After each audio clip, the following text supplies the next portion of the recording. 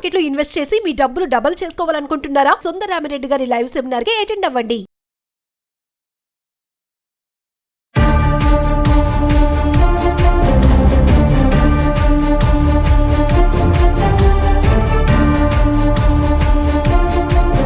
నమస్తే, welcome back to Suman TV. Present మనతో పాటు ఉన్నారు ఎనలిస్ట్ మందరి కృష్ణారెడ్డి గారు.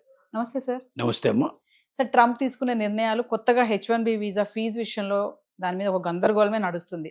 అయితే H1B వీసా పైన వెళ్ళే వాళ్ళ సంఖ్య చాలానే ఉంది. మన ఇండియన్స్ అప్ టు 75% మన వాళ్ళే ఉంటారు అక్కడ. సో ఇప్పుడు కొత్తగా ఏదైతే లక్కీ డిప్లో తీయకుండా అంటే లాటరీ సిస్టమ్ తీసేసి స్కిల్ టాలెంట్ ఉన్న వాళ్ళని అంటే హై ప్రయారిటీ ఎక్కువ జీతం ఉన్న వాళ్ళకే ప్రయారిటీ ఇవ్వాలి అని చెప్పేసి కొత్త రూల్ అయితే తీసుకురావడం జరుగుతుంది. ఏంటి సార్ అసలు ఇది? ఎందుకు ఇలా డెసిషన్స్ మారుతున్నాయంటే?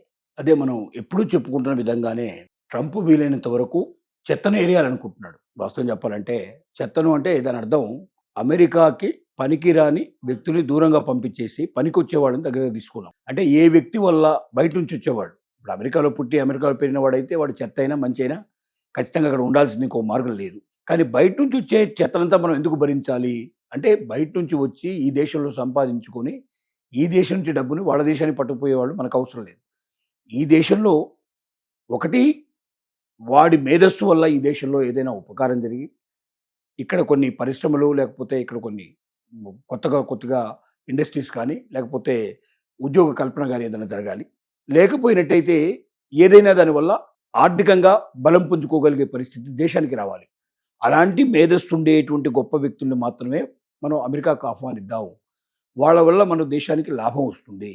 దానివల్ల మనకు డెఫినెట్గా ఎంతో కొంత మెరుగుతాం. మనం ఇంకా ప్రపంచ దేశాల్లో నెంబర్ 1 ప్లేస్ నుంచి మనం కిందికి జారిపోకుండా ఇంకా ఎదగడానికి అవకాశం కలుగుతుంది. అంతే తప్ప ఇక్కడ చదువుకోవడానికి వచ్చో ఇక్కడ ఉద్యోగం చేయడానికి వచ్చో ఏదో చిన్న చిన్న ఉద్యోగాలు సంపాదించుకొని ఇక్కడ ఎదిగి మెల్లగా ఇక్కడ శ్రీనివాసం ఏర్పరచుకొని ఇక్కడ ఎంతో కొంత సంపాదించిన దాంట్లో కొంత మిగిల్చి కొంత వాళ్ళ దేశానికి పంపించుకోవాలనుకునేటువంటి ఎవరైతే ముఖ్యంగా మధ్యతరగతి వాళ్ళు ఇట్లా ఉన్నారో అలాంటి వాళ్ళు మనకు అవసరం లేదు.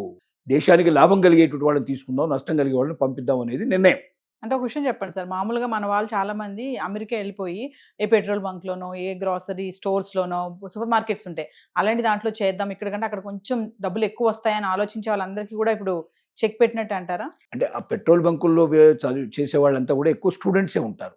స్టూడెంట్ వీసా తీసుకొని పోయినట్టు వాళ్ళు ఎవరైతే ఉంటారో అక్కడ స్టూడెంట్గా చేస్తూనే పార్ట్ టైం జాబ్ కింద వాటి చేస్తారు. వాళ్ళు పెద్ద ఫ్యామిలీతో ఉండరు కాబట్టి ఒంటరిగా జీవిస్తారు కాబట్టి ఏదో కొద్దిగా కొంచెం ఇన్కమ్ వచ్చినా కూడా వాళ్ళకి సరిపోతుంది. కానీ కంపెనీస్లో కూడా ఎట్లా అవుతుందంటే పెద్ద గొప్ప వ్యక్తి అందులో పెద్ద పొజిషన్లో పనిచేసే వాడితో పాటుగా వాడికి అసిస్టెంట్స్ కూడా కావాల్సి వస్తుంది. అలాగే ఒక ఒక ఒక కంపెనీ లేకపోతే ఒక ఆఫీస్ అన్నప్పుడు దాంట్లో 4th క్లాస్ ఉంటాడు, 3rd క్లాస్ ఉంటాడు, 2nd క్లాస్ గ్రేడ్ ఉంటాడు, 2nd గ్రేడ్ ఉంటాడు, అట్లాగే 1st గ్రేడ్ కూడా ఉంటారు. రకరకాల వ్యక్తులు ఉండాల్సి వస్తుంది. ఇప్పుడు అక్కడ ఎవరిని తీసుకోవాలన్నా అమెరికాలో ఎవరిని తీసుకోవాలన్నా కూడా ఇండియా నుంచి వచ్చేవాడు కానీ లేకపోతే ఇతర దేశాల నుంచి వచ్చేవాడు కానీ ఇంతకన్నా 4 ఇంతలు ఎక్కువ పేమెంట్ చేయాల్సి వస్తుంది. తర్వాత వాళ్ళు టైం చాలా తక్కువ, అంటే మార్నింగ్ 8 అవర్స్ ఖచ్చితంగా అంటే 8 అవర్సే పని చేస్తారు. ఒక నిమిషం కూడా ఎక్కువ ఉంటారు అక్కడ. అది అయిపోగానే ఎక్కడుందో పని అక్కడ గిరాట్ వేసేసి వెళ్ళిపోతారు వాళ్ళు అంతే. ఎందుకంటే వాళ్ళు కరెక్ట్ టైంకి వస్తారు, కరెక్ట్ టైంకి వెళ్ళిపోతారు. మన ఇండియన్స్ లేకపోతే ఇతర దేశాల నుంచి వచ్చేవాళ్ళు అవసరమైతే 1 గంట 2 గంటలు ఎక్కువ ఉండమన్నా ఉంటారు, రాత్రంతా కూర్చొని పని చేయమన్నా చేస్తారు. అట్లా ఏదంటే అది అమికబుల్గా ఉంటారు. రెండోది వీళ్ళకి ఇచ్చే జీతం అమెరికన్స్కి ఇచ్చే జీతం కన్నా 4 రెట్లు తక్కువ ఉంటుంది. అంటే తక్కువ జీతంతో ఎక్కువ పని చేసే అవకాశం ఉంటుంది అనేందువల్ల ఈ 2nd 3rd గ్రేడ్లో 4th గ్రేడ్లో ఉండే వాళ్ళు కూడా తీసుకుంటారు. అంటే అమెరికన్స్ తీసుకున్న దానికన్నా వీళ్ళని తీసుకోవడం బెటర్ అనే ఉద్దేశం. అందువల్ల వీళ్ళకి కూడా ఇప్పుడు బాగా అక్కడ విపరీతమైన డిమాండ్ ఉంది. కానీ ఇప్పుడు ట్రంప్ వచ్చిన తర్వాత ఏం చేస్తున్నాడు ఈ పరిస్థితి లోపల? 2nd టైం వచ్చిన తర్వాత వీళ్ళందరూ మాకు అక్కర్లేదు, జల్లెడ పట్టేస్తాం. ఇంతకుముందు లాటరీ విధానంలో ఏమవుతుందంటే దాంట్లో చిన్నవాడు వస్తున్నాడు, పెద్దవాడు వస్తున్నాడు, అన్ని రకాల వాళ్ళు వస్తున్నారు. ఒకసారి ఆ టైంకి ఈ పీరియడ్ నుంచి ఈ పీరియడ్ ఉండే వాళ్ళకు లాటరీ తీస్తారు. ఆ లాటరీలో 75 నుంచి 85 వేల ఉద్యోగాలు ఒక సంవత్సరానికి నిర్దేశిస్తున్నాడు H1B వీసా లోపల. అంటే అందులో స్కిల్డ్ ఉండొచ్చు, ఎవరైనా ఉండొచ్చు, అందరికీ కలిపి మొత్తం అన్ని దేశాల వాళ్ళ కలిపి అందరు కలిపి దాంట్లో లాటరీలు వేసి కిందకి పైగా వేసేసి దాంట్లో వచ్చి 85,000 టోటల్గా తీసేస్తే అంటే మిషన్ ద్వారా తీసేస్తారు, ఆటోమేటిక్గా వచ్చేస్తాయి 85,000 వచ్చేస్తాయి. 85,000 ఎవరు ఉన్నాయో వాళ్ళు ఉంచావు. మన దాంట్లో ఏంటి ఇండియన్స్వే దాంట్లో 4 times to 5 times ఉంటాయి. ఇండియా నుంచి అప్లై చేసేవాళ్ళు చాలా ఎక్కువ మంది. మొత్తం అందరూ కలిసి ఒక 100 ఉంటే వీళ్ళు 500 ఉంటారు, 400 పైన ఉంటారు. కాబట్టి ఆటోమేటిక్గా ఏమవుతుందంటే లాటరీ తీసినా ఏది తీసినా కొంత ఎక్కువ సంఖ్యలో ఉన్నవాడు కాబట్టి వీళ్ళకి ఎక్కువ వచ్చే అవకాశాలు. అట్లా 71% టోటల్ ఉద్యోగాల్లో ఇండియన్సే అక్కడికి వెళ్తున్నారు. 11% మాత్రమే చైనీస్ వెళ్తున్నారు. ఇప్పుడు ట్రంప్ చెప్పేది ఏమిటంటే, కొత్తగా ఆలోచించే విధానం ఏమిటంటే, ఎవరైతే ఇప్పుడు ఈ హై సాలరీ తీసుకునే వాళ్ళు ఉన్నారో, మేధా సంపత్తి కలిగిన వాళ్ళు ఎవరు ఉన్నారో అలాంటి వాళ్లకు మాత్రమే అవకాశం కల్పించాలి. వాళ్ళకి 4 సార్లు అవకాశం కల్పించితే ఒక్కసారి కింది వర్గం వాళ్ళకి ఇవ్వాలి, అలా నిర్ణయించాడు. దానివల్ల ఏమవుతుందంటే 4 times వీళ్ళకి ఛాన్స్, 1 time వాళ్ళకి ఛాన్స్ అన్నప్పుడు 1:4 లాగా వస్తుంది. అంటే 100 మందిని తీసుకుంటే 75 మందిని వీళ్ళు తీసుకుంటారు, 25 మంది వాళ్ళని తీసుకుంటారు. అంటే అప్పుడు ఏమైంది, వాళ్ళు 25% పడిపోతున్నారు. ఇంతకుముందు వాళ్ళు ఈక్వల్గా ఉండేవాళ్ళు, వాళ్ళు 50 వీళ్ళు 50 ఉండేవాళ్ళు. ఇప్పుడు వీళ్ళు 75 అవుతారు, వాళ్ళు 25 అవుతారు. మెల్లమెల్లగా తగ్గించాలని, ఒకటేసారి కాకపోయినా మెల్లగా తగ్గించాలనే ఉద్దేశం ట్రంప్కు ఉంది. దానివల్ల లాటరీ పద్ధతి కాకుండా హై సాలరీ ఎవరికి వస్తుందో ప్రియారిటీ బేస్ మీద వాళ్ళకి ఎక్కువగా ఉద్యోగాలు కల్పించాలి. మేధా సంపత్తి కలిగిన వాళ్ళు ఎంత ఎక్కువ సాలరీ ఉంటే అంత ఎక్కువ సాలరీ ఉండేవాళ్ళని ఫస్ట్ ప్రియారిటీ ఇద్దాం మనం. తక్కువ సాలరీ వాళ్ళకి ప్రియారిటీ ఇవ్వద్దు. తక్కువ సాలరీ వాళ్ళు మన దేశంలో కూడా దొరుకుతారు, ఇక్కడే తీసుకోవచ్చు. కంపెనీలు ఏమంటున్నాయంటే అలాంటి మేధావులు మన దగ్గర లేరు కాబట్టి మనం బయట దేశాలు తీసుకోవాలని చెప్తుంది.